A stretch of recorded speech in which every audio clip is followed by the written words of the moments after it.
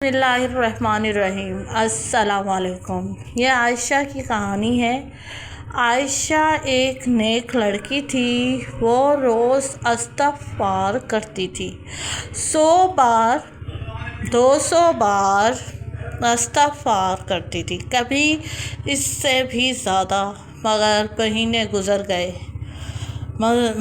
گزر گئے، زندگی ویسی ہی رہی اور پڑھائی میں کامیابی نہیں ہو رہی تھی۔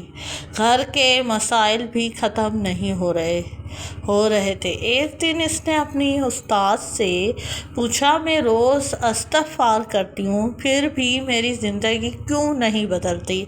استاد مسکرائیں اور پوچھا،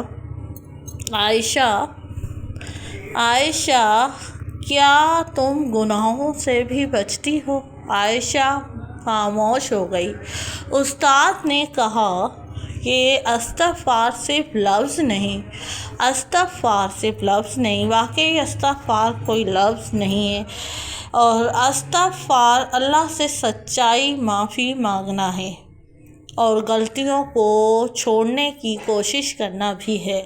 عائشہ سوچ میں پڑ گئی۔ اس نے اپنا جائزہ لیا۔ ایسے احساس ہوا کہ وہ نماز میں سستی کرتی تھی، کبھی کبھی جھوٹ بول دیتی تھی، غیبت بھی کر لیتی تھی، اور والدین سے سخت لہجے میں بات کرتی تھی۔ اس دن اس نے فیصلہ کیا، صرف استغفار نہیں، اپنا معمول بھی درست کرے گی۔ دن گزرتے گئے، مہینے گزرتے گئے، پھر بھی تبدیلی آنا شروع ہوئی۔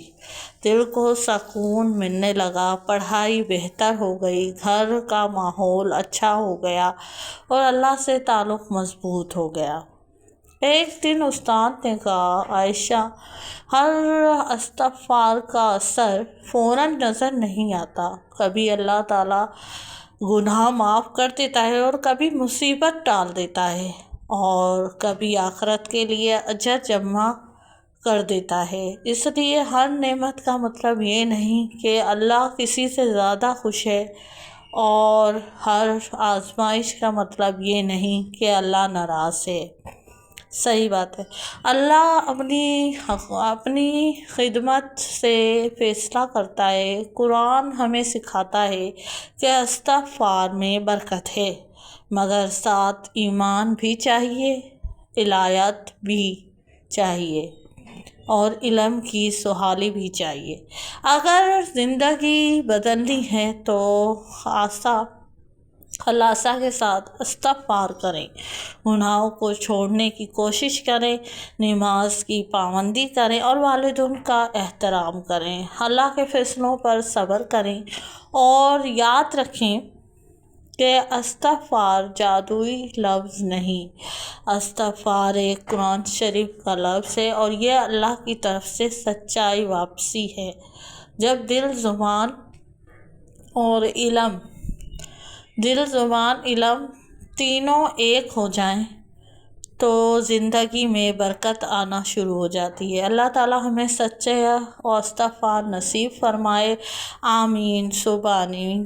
اور میرے چینل کو سبسکرائب ضرور کیجیے، کمنٹ میں مجھے یاد ضرور کیجیے، اور لائک ضرور کیجیے، شیئر کیجیے میری ویڈیو۔